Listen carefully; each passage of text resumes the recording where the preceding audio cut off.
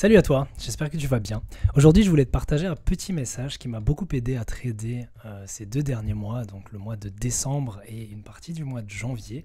Et ce message est assez simple, c'est de privilégier la qualité plutôt que la quantité et je vais essayer d'expliquer pourquoi c'est quelque chose non seulement de très important, qui peut aussi être très, on va dire, judicieux, et puis aussi qui peut éventuellement t'aider dans ton trading si, comme moi, pendant longtemps, tu faisais du surtrading ou tu prenais trop de positions où tu privilégiais enfin, sans le vouloir, des trades à faible, on va dire, probabilité, des trades de pauvre qualité, plutôt que des trades de bonne qualité, pardon. Bref, mais donc je vais illustrer tout ça. C'est une réflexion que j'avais partagée avec un membre de la communauté, et d'ailleurs je le remercie, il se reconnaîtra sûrement de m'avoir un peu ouvert les yeux là-dessus. Mais c'est une personne qui m'a dit, tu sais, en regardant tes vidéos, en regardant ton approche des marchés, etc., j'ai l'impression que de temps en temps, tu forces des trades parce que tu es sous-capitalisé. Et au début, je ne comprenais pas trop bien. Je lui disais, on s'en fiche, entre guillemets, de combien de capital j'ai, que ce soit 10K, 100K, 1 MO, on s'en fiche. Parce que ce qui compte, ça va être ma performance réelle, qu'on va calculer en pourcentage ou quoi. Donc, je vais pas m'attarder sur l'argent réel que je vais gagner. Donc, je ne vais pas calculer mes profits en dollars, mais je vais regarder en pourcent ou alors éventuellement en R. Ok, donc ça c'était ma réflexion de base. Puis il me dit oui, mais tu devrais quand même faire attention, et c'est là où je vais commencer à illustrer, parce que quand tu es sous-capitalisé, inconsciemment, tu associes quand même ou plutôt tu évalues quand même la qualité de tes gains par rapport à la valeur monétaire que tu vas associer à ces gains. Je m'explique, parce que là c'est peut-être un peu brouillon pour le moment. Okay. Imaginons que tu aies un compte à, on va dire, 10 000 $. Okay, donc un petit compte, je crois que chez par exemple des prop firms comme FTMO, tu peux avoir des comptes comme ça. Donc imaginons, tu as un petit compte à 10 000 $. Je vais zoomer un peu, c'est vraiment grand. Voilà. Donc tu as un petit compte à 10 000 $ avec lequel tu vas trader. Chouette. Imaginons que de ce compte, tu arrives à dégager un rendement peut-être de 3R. Allez, on va prendre même un trade, pas un gros trade. Voilà, tu arrives à faire 2R sur un trade. Chouette. Imaginons que tu trades avec 1% de risque. Ça veut dire que ce 2R, je vais le noter à côté, équivaut à 2%. Jusque-là, j'espère que tu me suis. Hop, on va faire comme ça, voilà. Donc ce 2R équivaut à 2%. 2% de profit, chouette. 2% de profit sur un compte à 10K, ça représente 200 $. Jusque-là, j'espère encore que tu me suis, c'est encore assez simple, ok ? Normalement, après un trade de 2R, tu devrais être relativement satisfait, dans le sens où c'est pas un mauvais trade. Après, encore une fois, il y a tellement de choses à prendre en compte dans le trading. Il y a ton style de trading, il y a le nombre de positions que tu vas prendre par mois, par semaine. Il y a aussi le risque que tu vas prendre par position. Il y a la façon dont tu vas gérer tes positions. Et je crois aussi le plus important, c'est est-ce que tu vas plutôt être le genre de trader agressif, presque scalper, qui va prendre plein de petites positions qui vont lui rapporter un tout petit peu de profit, ou est-ce que tu vas être le genre de trader à prendre quelques positions, où ça se compte vraiment sur les doigts d'une main, mais chaque position, en tout cas quand la position passe, elle va te rapporter un grand gain. Donc ça aussi c'est important à prendre en compte, mais on va essayer de généraliser. Donc avec ton compte à 10K, tu ouvres une position, tu fais 2 R de profit, ça te rapporte 200 $, chouette. Pour revenir à la réflexion que cette personne m'a faite, il m'a dit, enfin bref, c'était garçon, il m'a dit que inconsciemment j'associais une valeur à ces 200 $. Ça veut dire que 200 $, si je te pose la question maintenant, ok, pour toi, qu'est-ce que ça représente 200 $? Peut-être que tu vas me dire, c'est 2 billets de 100, 4 billets de 50, c'est une valeur purement monétaire. Peut-être que tu vas me dire, tiens, c'est un très bon restaurant avec une personne que j'apprécie, ou peut-être même avec un petit groupe d'amis.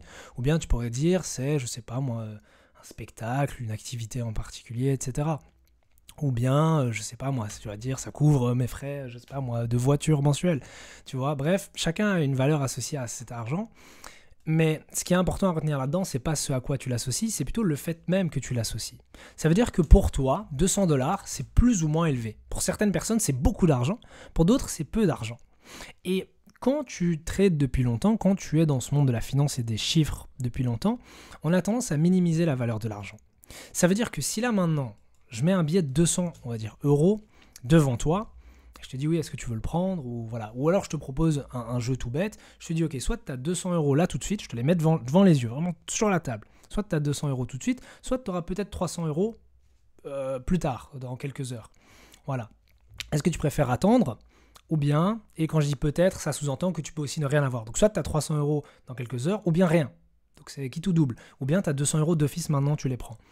Généralement, dans ce genre d'expérience, après tu peux répondre dans ta tête, mais généralement dans ce genre d'expérience, les personnes choisissent les 200 € tout de suite, la certitude, et aussi parce que la valeur qui est sous leurs yeux est quand même élevée pour eux. Ils se disent 200 € c'est quand même pas mal, allez je les prends, et comme ça je suis tranquille. Plutôt que de me dire j'aurais peut-être 300 €, mais allez, j'aurais peut-être aussi 0.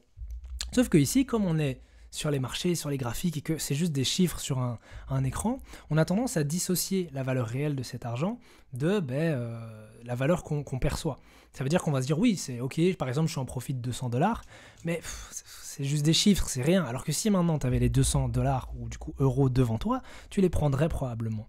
Et c'est plus ou moins ça qu'il a essayé de m'expliquer, en me disant que si maintenant, j'avais un autre compte, ok, donc on va refaire le même calcul que j'ai fait ici, mais on va le faire pour un compte plus grand. Si j'arrive à tout sélectionner, je crois que j'ai tout sélectionné, voilà. On va le faire pour un compte plus grand. Imaginons que tu aies un compte à, bon allez, on va direct aller dans les grands nombres, 100 000 $. Ce que tu peux aussi avoir auprès d'une prop firm, d'accord? Toujours avec un trade de 2R, imaginons que tu risques toujours 1% par trade, donc ça te rapporte 2%. Ben, ici, on passe tout de suite de 200 $ à 2000 $. Ok, je devrais même mettre un point ici. On passe de 200 $ à 2000 $.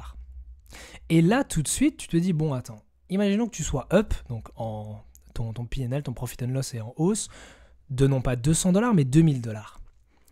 Et tu clôtures le trade, profit de 2R, etc. Est-ce que, après là c'est très subjectif comme question, mais est-ce que tu n'es pas plus satisfait, bon tu vas me dire c'est logique, mais c'est proportionnel à la taille du compte, est-ce que tu n'es pas plus satisfait de dire, ok j'ai clôturé, enfin j'ai fermé ma position, j'ai eu plus de 2000 $ aujourd'hui. C'est pour beaucoup, en tout cas de traders débutants, énorme. Parce que la plupart des gens ne gagnent même pas ça par mois avec le trading pour les débutants. Donc tu te dis, ok cool, je viens de fermer une position de 2000 $. La satisfaction est presque immédiate. Alors que beaucoup, et j'insiste là-dessus, il y a énormément de traders débutants qui sont comme ça, moi-même je suis encore un peu comme ça, quand ils clôturent 200 $, ben, ils ne sont pas satisfaits. Ouais, j'ai fait 200 $ aujourd'hui, mais c'est pas terrible. Et le problème ici, ben, c'est pas que notre performance de trading n'était pas bonne, parce que encore une fois, si je prends juste les métriques qui sont là à gauche, je vais le mettre en rouge vraiment pour que ce soit mis en évidence, si je prends juste les métriques qui sont dans le rectangle rouge, ben, tout ça, c'est l'aspect un peu objectif du trading. Tu as ton capital, tu as ton rendement en termes de R, tu as ton rendement en termes de pourcentage. Chouette. Ce qu'il y a après, c'est là où le subjectif rentre en compte, où on va commencer à associer une valeur monétaire. Et on va se dire, bah tiens, ouais, j'ai fermé que 200. En fait, ce que j'essaie de dire ici, parce que je m'éparpille peut-être un peu, ce que j'essaie de dire, c'est que tu es clôturé avec 200 $ ou avec 2000 $, c'est la même chose. Mais l'erreur qu'on commet, c'est de penser que c'est des résultats différents. Donc on va se dire, oui, bah 200, enfin oui, en termes purement monétaires, c'est des valeurs différentes. 200 $ n'est pas 2000 $. Mais ce que je veux dire, c'est qu'en termes de performance de trading, si un gars vient et te dit, bah, j'ai fait 2% aujourd'hui, ok, j'ai clôturé un trade, j'ai gagné 2%, indépendamment de sa taille de compte, bah, c'est la même performance. Alors bien évidemment, je ne parle pas des comptes extrêmement grands, ou bien évidemment faire 2% sur un compte à 1 milliard, c'est pas la même chose que faire 2% sur un compte à 10 000 $. Mais je parle encore sur des petites unités comme 10 000 $ ou 100 000 $. Faire 2% sur un compte à 10K ou 100K, d'un point de vue purement trading, c'est la même chose. Mais d'un point de vue psychologique, c'est pas la même chose. Et elle est là la difficulté. Et c'est là où tu risques de faire tout un tas d'erreurs, parce que tu vas te dire, et je vais expliquer du coup le schéma dans lequel j'étais encore il n'y a pas si longtemps, c'est que je vais clôturer une position, admettons, à 200 $, mais comme j'associe une valeur monétaire à ce chiffre, à ce nombre, ben je vais me dire, ah, j'ai fait que 200 $. Et le mot que est important. On a souvent tendance à se dire inconsciemment, j'ai fait que X euros. Euros, voilà, X euros. Bon, dans ce cas-ci, on va rester en dollars pour pas nous embrouiller, mais j'ai fait que dollars. Et le problème de ce que, c'est qu'on minimise nos gains, alors qu'en réalité, si maintenant on le percevait avec une taille de compte différente, ben on se dirait pas j'ai fait que 2000 $ aujourd'hui. Sauf si maintenant on est vraiment un trader qui gagne énormément d'argent, mais je pense que peu de gens, en tout cas parmi les personnes qui regardent cette vidéo, parmi toi, moi, etc., je pense que peu de personnes se diraient oh j'ai fait que 2000 $. C'est rien. Non, c'est beaucoup d'argent pour la plupart des gens. Et donc, il faut vraiment réussir à dissocier ce résultat monétaire du résultat réel de ton trade qui est ici. C'est ici que ça compte surtout. C'est ton pourcentage, c'est ton rendement absolu, c'est ton return, bref, appelle ça comme tu veux, mais bref, c'est le résultat de ton compte, c'est ça qui compte. Et non pas la valeur monétaire de son compte. Bref, je continue avec le schéma dans lequel j'étais encore il n'y a pas longtemps. C'est que du coup, je me dis, ok, j'ai fait que $200. Et je viens de me rendre compte sur la caméra que tu vois pas le que. Voilà, je le remonte un petit peu. Donc je disais, j'ai fait que $200. Le problème de cette mentalité-là, c'est que ça va me pousser à prendre une autre position. Ok, imaginons que je prends une autre position et je fais un R. Mais de nouveau, je vais me dire, ah, mais j'ai fait que $10. Et après, quand je vais commencer à me rapprocher de valeurs plus ou moins grandes, donc imaginons, après avoir exécuté quelques positions, je me retrouve, par chance d'ailleurs, avec par exemple un profit de $500. À ce moment-là, je vais me dire, ah, ben cette valeur-là est quand même bien. Bon, alors, je suis satisfait de cette valeur-là.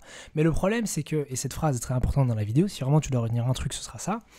Le problème est que j'évalue mon profit, non pas par rapport à mon capital, mais par rapport à ma perception de l'argent. Et ça, c'est le plus gros problème. N'évalue pas tes profits. Donc ici, n'évalue pas tes profits par rapport à ta perception de l'argent. Ah, $500, ouais, c'est pas mal, c'est beaucoup, c'est pas beaucoup. Non, non, non, non, non. N'évalue pas tes profits par rapport à ta perception de l'argent, évalue tes profits par rapport à ton capital. En gros, évalue tes profits en termes de pourcentage. C'est hyper, hyper, hyper important parce que ça t'évitera de faire tout un tas d'erreurs par la suite, comme le surtrading, comme à l'inverse, ça peut aussi être clôturer des positions trop tôt, parce que là, je parle de profit. Mais imaginons, tu vois moins $100. Pour certaines personnes, ils vont se dire, oh, $100, ça va, je peux me permettre de les perdre. Ok. Et imaginons maintenant, ils voient, je sais pas moi, moins $1000. Ok. Mais qu'en termes de pourcentage, ce moins $1000 représente que 0,5 R de leur capital, alors que le moins 100 représente moins 2 R. Et donc tu te rends compte que dans ces deux situations, on a une situation beaucoup plus problématique que l'autre. Ici, le mec perd moins de R, mais comme sa perception monétaire, sa perception de l'argent, il se dit « Oh, moins 100, c'est pas grave, c'est pas beaucoup », il s'en fiche et il va pas clôturer la position alors qu'il excède largement son risque maximum. Alors que ici, à l'inverse, il va se dire « Oh, moins $1000, c'est beaucoup, je dois clôturer », alors qu'en réalité, il risque très peu sur son compte. Et donc fais attention à ce que ta perception du risque, parce qu'ici on parle surtout de risque, même si là j'ai parlé, comme je l'ai dit, des gains, mais en réalité ça va aussi dans l'autre sens avec les pertes, fais attention à ce que ta perception du risque ne soit pas faussée par la valeur que tu donnes à l'argent. Et c'est d'autant plus difficile dans le monde des particuliers de voir ça, ou plutôt de l'intégrer, parce que la plupart des traders particuliers n'ont pas beaucoup d'argent. Ils ne sont pas issus de grandes familles riches, etc. Et donc, on donne beaucoup de valeur à peu d'argent. Cette phrase est importante, on donne beaucoup de valeur à peu d'argent. Ça veut dire qu'on va voir $200, on va se dire, ouais, c'est... Enfin, ou à l'inverse, on va se dire, c'est pas beaucoup, mais on va se dire, ouais, c'est beaucoup. Et en termes de perte, plutôt dans le sens opposé. Je sais, il y a un biais qui s'appelle comme ça, donc on va dire un truc psychologique qui s'appelle comme ça, j'ai plus le nom, mais c'est-à-dire qu'on va surévaluer nos pertes, donc quand on est dans le moins, et on va sous-évaluer nos gains. Et donc du coup, et c'est encore pire quand tu as un background où tu n'as pas beaucoup d'argent, où ta famille n'est pas très riche, etc. Parce que du coup, tu vas encore... Ces biais, tu vas encore plus les extrapoler. C'est-à-dire qu'ici, on va vraiment être dans le moins, plus. Tu vas vraiment sous-évaluer tes gains à fond. Tu vas dire, ah, $200, c'est rien du tout. Par contre, si maintenant tu perds $200, tu vas dire, c'est la fin du monde. Tu vois ? Bref, je m'égare. Je vais retourner au sujet principal. Cette semaine, j'ai terminé. C'était une bonne semaine de trading. Tu vas comprendre pourquoi je te raconte cette petite histoire personnelle. Cette semaine était une bonne semaine de trading où j'ai terminé avec à peu près 3 R, qui représente 3% en tout cas pour cette semaine-ci. Donc j'ai terminé avec un profit d'à peu près 3%. Ok ? Je vais te raconter une autre petite histoire. Chouette. Le mois dernier, pour décembre, bon, c'était un demi-mois de trading puisqu'il y avait les congés de fin d'année avec la Noël, le Nouvel An, etc. Mais j'ai terminé avec 1,7%. Chouette. Donc ça, c'était mes performances des... Bon, le mois de janvier est encore en cours, mais on va dire que pour l'instant, bon, ici mon PNL de décembre est clôturé, mon PNL de janvier est toujours flottant. Enfin, non pas flottant parce que j'ai des positions ouvertes, ça c'est clôturé, mais je peux encore ouvrir des positions ce mois-ci et peut-être que je vais perdre un peu d'argent ou en gagner un peu plus. Bref, ça c'est mes performances pour les 2 derniers mois. Depuis que j'ai fait la vidéo, d'ailleurs, si tu l'as vu, sur mon premier trade FTMO. Ok, donc depuis mon premier trade, c'est les performances sur mon compte FTMO. Donc je suis à peu près à plus 4,7% sur mon compte. Donc, jusque-là, on pourrait se dire, c'est bien. Honnêtement, la première chose que tu devrais te dire à ce moment-là, tu devrais être content. Après, bien évidemment, comme je l'ai dit tantôt, il y a énormément de facteurs à prendre en compte et la performance de chacun doit être mesurée à ses propres attentes et ses propres objectifs. Tu as des gens qui cherchent à faire du 10, 12, 15, du 100% par mois. Mon objectif personnel, c'est plutôt d'avoisiner les 2-3% par mois, honnêtement. Pourquoi ? Et là, tu vas peut-être te dire, mais 2-3%, c'est rien. Imagine, tu as un compte à 10K, du coup, ça te fait que 200-300 € par mois, c'est rien du tout. Oui, sauf que je ne vois pas les choses comme ça, et je te conseille vraiment, c'est vraiment le shift qu'il y a eu dans ma tête ces derniers mois, et c'est ce qui m'a permis, du coup, d'avoir enfin des bonnes performances. Si tu veux une petite anecdote, c'est une mini parenthèse, mais je n'ai jamais réussi. Donc depuis le début de mes vidéos, tu vois, là on est au moins à la vidéo, en tout cas ça fait plus qu'1 an que je fais des vidéos, et encore ça fait plus qu'1 an que je fais du trading aussi. Bien plus qu'1 an. Depuis tout ce temps, donc depuis toutes ces années, je n'avais jamais réussi à dépasser plus 4,5% de profit sur un compte de trading. Donc tu prends n'importe quel compte de trading, ok, donc ça c'est un petit graphique, tu démarres à 0, donc ma courbe, mon equity curve, ok, elle monte, ok, je n'ai jamais réussi à ce que mon equity curve dépasse plus 4,5% sur un compte. Et là, depuis, alors je ne suis pas en train de dire que c'est la clé de la réussite dans le trading, mais depuis que j'ai changé ma mentalité avec, c'est le titre de la vidéo, la qualité plutôt que la quantité, mais je vais encore plus expliciter après, eh bien, bizarrement ou subitement, j'ai réussi à dépasser cette performance-là, parce que je suis actuellement à plus 4,7% de profit. Donc, quelque part, en seulement 2 mois de trading, j'ai réussi à faire mieux que mes performances des 2, peut-être même 3 dernières années. Pourquoi ? Parce que du coup, il y a eu ce changement de mentalité. Bref, je continue. Tu vas peut-être au fur et à mesure de la vidéo comprendre vraiment pourquoi ce shift est important. Donc, plus 4,7%, où on va prendre mois par mois, plus 1,7% et plus 3%. Si je le reprends en termes monétaires, parce que pour l'instant, mon compte est à 10K. Comme je te l'ai dit, si tu avais vu la première vidéo, la vidéo Mon premier trade FTMO, je montrais mon compte. Mon compte est à 10K, donc si tu fais le calcul, 1,7% et 3%, ça fait 170 $ et 300 $. Ok ? Là, comme ça, je pourrais me dire, c'est pas terrible. Enfin, c'est bien. Mais je pourrais me dire, et inconsciemment, je me le dis, c'est pas beaucoup d'argent. Si maintenant je devais avoir un payout à la fin du mois, je me dis, ouais, ok, bon, j'ai 170 balles, et puis 300 balles, c'est chouette, mais c'est pas énorme. Okay, et je pense que la plupart d'entre nous seraient contents. C'est vrai de générer de l'argent grâce au trading, mais on ne serait pas non plus, oh mon Dieu, waouh, j'ai fait plein d'argent grâce au trading. Non, c'est un petit peu d'argent, mais c'est toujours satisfaisant. Mais le problème de ça, c'est que je regarde en termes monétaires, alors que je ne dois pas regarder comme ça, je dois regarder, comme je l'avais dit tantôt, en termes de pourcentage. Okay, c'est vraiment ça qui est important, en termes de pourcentage. Pourquoi ? Et là maintenant, c'est là où ça va devenir intéressant, c'est que si maintenant, ok, donc là je ne sais pas s'il y a des comptes plus petits que ça, mais je pense que chez FTMO, en tout cas c'est l'un des plus petits comptes, le compte à 10K, donc 10 000 $. Si maintenant tu prends le compte le plus élevé, ok, auprès de cette propre firme, c'est un compte de 200 000 $. D'accord ? Je vais effacer ça. Hop. Hop, voilà. Tu prends un compte de 200 000 $. Chouette. Je crois que ce compte-là vaut à peu près, comme ça tu as l'information par la même occasion, mais je crois que le compte ici de 10 000 $ vaut à peu près 100 € pour l'acheter. Et puis après, chez FTMO, tu as une première phase de challenge où tu dois faire 10%, ensuite une deuxième phase où tu dois faire 5%, et ensuite tu es financé. Et le deuxième compte coûte à peu près 1 000 €. Pardon, pas celui à 100 000. Celui à 200 000 coûte à peu près 1 000 €. Okay, c'est juste à titre informatif. Voilà. Et donc, admettons, au lieu de passer par cette étape de se dire, ok, tu sais quoi, je vais d'abord commencer avec un petit compte, voir si je sais trader juste sur un petit compte, et ensuite éventuellement passer à un gros compte. Désolé, mon curseur est énorme. Voilà.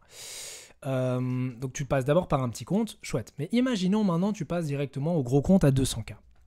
Reprenons les profits que j'avais faits, et on va changer ici aussi. Donc je t'ai dit par exemple, sur le mois de décembre, j'avais fait 1,7 R, du coup, qui me faisait 1,7%. Ok ? Donc ça, c'était ma performance au mois de décembre. Pardon. Et je vais prendre cette valeur-là pour bien expliquer mon propos. Ça représente à peu près 170 $. Chouette, c'était le mois de décembre. On va sauter cette étape-là, on s'en fiche. Quoique, en fait, non, on peut quand même le faire. Donc du coup, sur le compte à 100K, ça ferait 1,7 R, 1,7%. Et ça représenterait 1 700 $. Et puis pour terminer, le plus important, sur un compte à 200K, ça représente... C'est ça le pire, c'est qu'en fait, ces valeurs-là restent les mêmes. Au cas où tu ne l'avais pas encore remarqué. Bref, ce qui représente du coup juste le double, 3 400 $. Changeons maintenant de perspective. J'ai dit tantôt, bon, tu finis le mois, 170 $, c'est un chouette paiement, c'est un peu d'argent de poche, ok, cool, mais il n'y a pas de quoi s'affoler. Si maintenant je te dis, ok, à la fin du mois, tu touches 3 400 $. Bon, hors impôts et tout ça, mais 3 400 $. Ben, d'un coup, c'est beaucoup plus intéressant. Et pourtant, si tu regardes la performance brute de trading, rien n'a changé. Ça veut dire que tu pouvais exécuter les mêmes positions, bien évidemment avec des tailles de lots différentes, etc., qui s'adaptent, mais tu pouvais exécuter les mêmes trades, si je peux le dire comme ça, sans que ça change Enfin, pardon, tu peux exécuter les mêmes trades simplement sur des comptes différents, donc sur des tailles de comptes plus grandes, et changer la performance finale. Donc ta performance en elle-même peut rester la même, et tu peux avoir des revenus plus élevés. Et c'est ça qu'il faut bien comprendre, c'est que s'il y a un mot qui est important à retenir, c'est que le trading, c'est un business qui est scalable. Bon, c'est un mot que j'ai transformé en français. Enfin, ça vient de l'anglais scale, qui veut dire mettre à grande échelle, si on veut. Et donc, ce qu'il faut comprendre par scalable, c'est que c'est un business où c'est pas comme en entrepreneuriat. Okay, si maintenant tu fais de l'entrepreneuriat et que tu as un produit, tu vas vendre un produit peut-être à 10 $, ok, chouette. Bah, si tu as, je te fais vite faire un bête calcul, mais si tu as 10 clients, ok, bah, tu fais 10 fois 10 $, donc tu as 100 $. Si tu as 1000 clients, tu as 10 000 $, etc. Ok, mais du coup, ton revenu va dépendre du nombre de clients. C'est pour ça qu'en entrepreneuriat, c'est très important de faire du prospect, du branding et tous ces trucs-là. Chouette. Mais en finance, ce qui va compter, c'est pas le nombre de clients. Ce qui va compter, c'est ton capital. Pardon. Alors, à partir du moment où tu dépasses cette lutte constante de réussir à être rentable, à partir du moment où tu arrives à générer un rendement à la fin de chaque mois, ou plus ou moins, ok, donc ici 1,7 R, après 3,4 R, ou peu importe, à partir du moment où tu arrives à générer un rendement à la fin de chaque mois, ce qui va déterminer ton revenu, c'est ton capital. Donc le problème, et c'est pour ça que les gens prennent souvent le problème dans le mauvais ordre, c'est que les gens cherchent d'abord à avoir un gros capital et ensuite cherchent à apprendre à trader. Donc si je le mets en synthèse, les gens veulent un bon capital et ensuite commencent à se soucier de tiens, comment trader. Alors qu'en réalité, le problème n'est pas le capital. Le problème, c'est de savoir comment trader. Parce qu'à partir du moment où tu sais générer une performance constante, ok, donc imaginons maintenant que ton equity curve sur n'importe quel compte de n'importe quelle taille, elle ressemble à une belle courbe comme ça qui monte. Ben après, le financement, c'est pas si dur à trouver de nos jours avec les prop firms, mais il n'y a pas que les prop firms. Mais admettons, avec les prop firms, c'est pas si dur à trouver. Donc, ton problème actuellement, si tu n'arrives toujours pas à générer de l'argent sur les marchés, c'est pas une question de capital, c'est probablement une question de, tu as encore des problèmes au niveau de comment trader. À partir du moment où tu sais trader, c'est-à-dire à partir du moment où on te donne un compte à 10K, à 100K, à 200K, peu importe le montant du compte, même un compte à 100 $, peu importe la taille du compte qu'on te donne, tu sais générer le même rendement. Tu sais générer un rendement à la fin. Enfin, peu importe ce que sont tes références en termes de rendement. Il y a des gens qui vont dire, pour moi, un bon rendement, c'est 10% par mois. Il y a d'autres gens qui vont dire 1% par mois, c'est bien. Ça dépend de chacun. Moi, je te l'ai dit, je vise du 2-3% par mois. Mais ce que je veux dire par là, c'est que peu importe le compte qu'on te donne, tu arrives à générer ce rendement-là. Et c'est ça ton objectif premier, c'est de réussir à générer un rendement constant, ou plus ou moins constant. C'est ce qu'on appelle être rentable. Alors après, il y a la question de être profitable, parce que il y a des gens qui vont te dire, oui, mais si maintenant tu génères 1% par mois, ok, le problème, c'est que tu peux très bien avoir une stratégie buy and hold. Peut-être que je l'ai mal dit, donc tu l'as pas compris, mais tu peux très bien avoir une stratégie buy and hold, ok, et faire la même performance. Donc pourquoi te casser la tête à trader activement, etc., alors que tu peux juste acheter un panier indiciel et juste laisser tourner et avoir la même performance. Alors, bon, c'est un autre sujet à débat, je ne vais pas rentrer dans les détails dans cette vidéo, mais c'est vrai que la question doit aussi se poser de, bon, est-ce que ton rendement ne sous-performe pas les marchés ? Ça veut dire que si maintenant tu regardes l'actif sur lequel tu as tradé principalement, ou les actifs sur lesquels tu as tradé, et que tu prenais les mêmes, enfin non, du coup pas les mêmes positions, mais juste tu achetais simplement l'actif et tu le maintenais tout le mois, puis tu clôtures à la fin du mois, est-ce que ta performance aurait été la même, moins bonne ou meilleure que ce que tu as fait ? C'est important aussi à prendre en compte parce que il y a une différence entre être rentable, ça c'est une chose, ça veut dire que tu arrives à générer un profit positif à long terme, donc ça veut dire que sur le long terme ton compte il fait ça c'est être rentable, mais il y a une différence entre être rentable et être profitable. Okay, enfin, j'appelle ça être profitable. C'est-à-dire que être rentable, c'est réussir à générer un retour positif. Ok. Mais être rentable, c'est réussir... être rentable, c'est réussir à générer un profit positif, mais être profitable, c'est réussir à générer un profit qui est supérieur à ce qu'on voit généralement sur les marchés. C'est là où ça commence à devenir intéressant de trader. Okay, parce qu'à ce moment-là, tu peux dire, oui, je dépasse une simple stratégie de buy and hold. Mais bon, ça, c'est encore autre chose. Ok. Bref, on arrive doucement à la fin de la vidéo. La conclusion que je voulais simplement tirer, c'est que si tu changes ta perception en termes de risque, si tu changes ta perception en termes de gains et de pertes, et qu'au lieu de la voir en termes monétaires, donc en dollars, tu la vois plus en termes de pourcent ou en termes de R, honnêtement, pour l'avoir expérimenté, tu vas avoir un changement significatif dans ta perception du marché. Tu vas avoir ta façon même de trader va changer parce qu'au lieu d'être là en mode « Oh, j'ai fait que X euros, etc. » Tu vas vraiment commencer à voir les choses comme « J'ai eu tel profit. Je sais que sur mon capital à moi qui est petit, c'est pas énorme, mais je sais aussi que si maintenant je suis capable de trader, il me suffit d'avoir un capital plus conséquent, plus grand, que pour que les sommes engendrées soient vraiment beaucoup plus grandes. » Okay, et je te donne l'exemple ici, ça c'était pour mon mois de décembre avec 1,7R, 1,7%.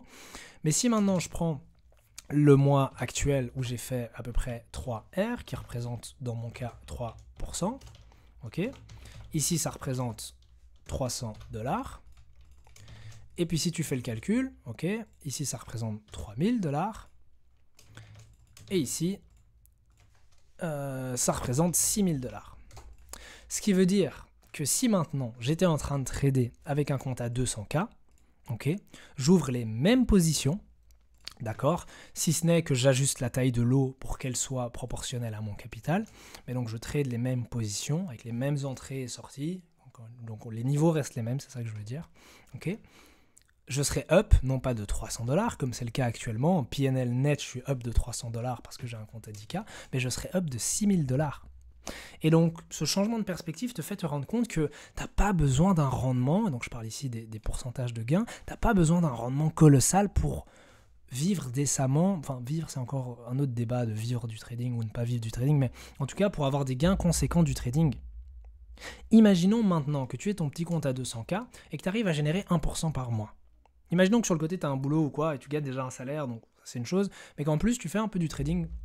Enfin, bon, pas un peu du trading, mais tu fais du trading activement sur le côté et tu arrives à générer une performance moyenne de 1% par mois. C'est-à-dire qu'il y a certains mois où peut-être tu fais 2%, d'autres mois où tu fais 0, des mois où tu fais 1,5, des mois où tu fais 0,5, mais, ou parfois même un mois où tu vas peut-être finir à -1, mais ça va être compensé par un mois où tu finis à +2. Mais donc dans l'ensemble, ta performance moyenne sur l'année est de 1%. Ok ? J'efface tout ça. Ça veut dire que si tu as un petit compte à 200K auprès d'une propre firme, ok, et que tu as une bonne gestion des risques et que tu ne le fais pas sauter, ben ça veut dire qu'à la fin de chaque mois, en moyenne bien évidemment, ben tu finis quand même avec $2000 de profit. Et c'est déjà assez sympa. Imagine si maintenant chaque mois tu avais $2000 de profit hors taxe qui rentraient, ce serait déjà super. Et encore ça c'est avec une performance de seulement 1%, ce qui n'est pas, si on compare aux performances du marché, terrible en soi, 1%. Donc tu peux faire plus que ça, enfin tu devrais aspirer à faire plus que ça, 2-3% par mois. Ok, peut-être même 4, 5, enfin, chacun a ses valeurs de référence. Mais du coup, tu comprends bien que tout n'est qu'une question de perception. Ok. Et donc, pour conclure, je crois que je peux tout effacer. Pour conclure, à partir du moment où... Bam, bam, bam, voilà. À partir du moment où tu arrêtes de percevoir tes gains et tes pertes en termes de dollars, mais plutôt simplement en termes de pourcentage de ton capital, ok, boum, boum. J'essaie de faire un schéma un peu propre. En termes de pourcentage de capital, je t'assure que tu seras moins obsédé par l'argent, mais dans un sens positif. Parce qu'on pourrait se dire, oui, mais il faut être un peu obsédé par l'argent pour pouvoir faire du trading, mais le fait d'être vraiment obsédé par l'argent fait que tu vas faire des choses qui vont aller à l'encontre de ton objectif de gagner de l'argent et tu vas juste perdre de l'argent. Tandis que quand tu te concentres juste sur ta performance, tu te focuses sur le processus de trading, sur la sélection de tes trades. D'ailleurs, je ne l'ai pas dit tantôt, mais les performances que j'ai eues ne reposaient que sur 4 trades, qui en réalité étaient plutôt 2 positions. Ça veut dire que pour le moment, j'étais short surtout. Donc j'avais une position short, enfin une idée short qui s'est avérée être 2 shorts qui du coup étaient un trade. Et puis alors un autre trade qui a été clôturé à mi-chemin. Et donc... c'était de nouveau 2 positions, mais en réalité, on pourrait dire que c'est une position. Donc en réalité, les performances que j'ai faites ne reposaient que sur ces 2 trades-là. Ça veut dire, et ça c'est une phrase que j'essaie de garder en tête, c'est chaque fois que j'aborde les marchés en début de mois, comme c'était le cas au début de ce mois de janvier, j'essaie vraiment de me dire trade comme si tu cherchais ton seul trade du mois. Pourquoi ? Parce que comme je te l'ai dit, un seul trade gagnant, imagine un bon trade gagnant de par exemple 3R me rapporterait 3%, et 3% même si pour le moment ça représente que $300, sur un compte que je peux maxer, donc par exemple un compte de 100K, ou voire même un compte de 200K, ben, ça représente 3000 voire $6000. Et donc, j'ai pas besoin de plus. Enfin, ça, voilà, ça c'est mes standards à moi. Encore une fois, c'est à chacun de voir avec quoi il est à l'aise. Mais pour ma part, si j'arrive à faire 3000 à 6000 dollars par mois grâce au trading, hors taxe, je suis très content. Pour commencer, bien évidemment. On vise plus à long terme, mais en tout cas, à court terme, je suis très content. C'est pour ça que je me dis, mais attends, là, je suis en train de me dire, j'ai fait que 300 dollars, donc je veux encore trader, je veux encore trader, je veux encore trader. Et au lieu de regarder mon PNL en termes de pourcentage, je vais regarder ma performance absolue et l'évaluer en termes monétaires. Mais c'est pas du tout la bonne façon de faire. Parce que alors après, je vais commencer à vouloir surtrader, à chercher d'autres trades qu'il n'y a pas, à imaginer des setups qui n'existent pas.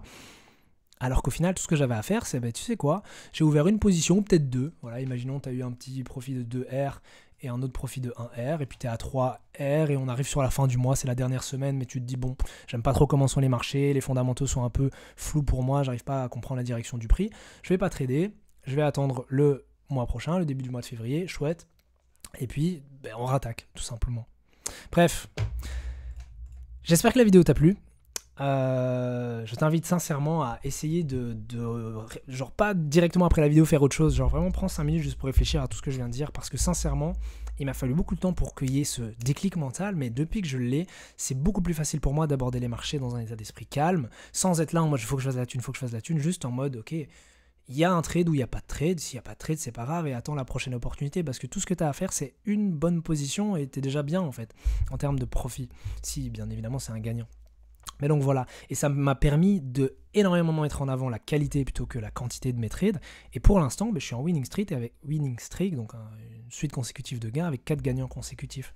Parce que, bon, bien évidemment, tous les trades peuvent être gagnants ou perdants, mais ce que je veux dire par là, c'est qu'en tout cas, les trades que j'ai sélectionnés, s'ils étaient perdants, n'étaient pas perdants parce que c'était des trades de faible qualité. C'était vraiment des trades qui étaient backés par des raisons fondamentales solides, et la probabilité de gain était plus élevée que la probabilité de perdre ces trades-là. La probabilité qu'ils passent était plus élevée que la probabilité qu'ils ne passent pas. Et il s'est avéré qu'ils sont passés.